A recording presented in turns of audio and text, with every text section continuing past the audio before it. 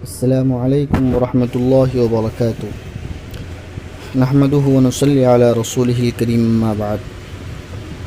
محترم ناظرین اکرام، امید کرتے ہیں اب بخیر ہوں گے۔ اللہ تمام کو خیر و عافیت سے رکھے۔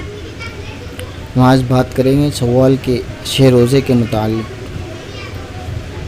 حضرت ابو ایوب انصاری رضی اللہ عنہ فرماتے ہیں، اللہ کے رسول صلی اللہ علیہ وسلم نے فرمایا، من صام رمضان ثم اتبعه 6 من شوال فکأنما کان کصیام الدہر۔ دوسری حدیث حضرت ابو ایوب انصاری رضی اللہ عنہ کے فرماتے ہیں، میں نے اللہ کے رسول صلی اللہ علیہ وسلم کو فرماتے ہوئے سنا، من صام رمضان 6 من شوال فکأنما کان صام من سنۃ کلھا۔ ترجمہ نے کہ شوال کے روزوں کی فضیلت کے بارے میں فضیلت سامنے ہوتی ہے تو آدمی کو اس کام کے کرنے کی خوشی ہوتی ہے۔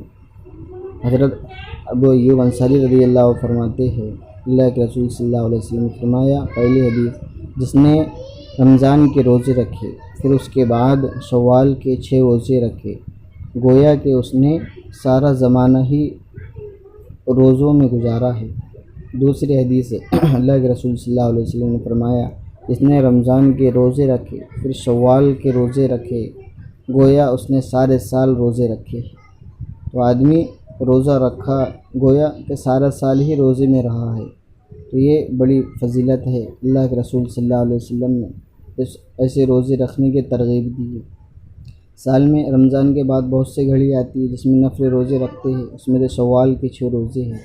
تو آدمی چاہتا ہے کہ میں ہمیشہ روزے دار رہوں، تو یہ 6 روزے رکھنے سے گویا اس نے پورا زمانہ یا ایک روایت میں پورا سال روزے میں رہا ہے۔ تو ہم اس کے روزے رکھنے کی کوشش کریں، دوسروں کو بھی ترغیب دیں۔ والسلام علیکم ورحمۃ اللہ وبرکاتہ۔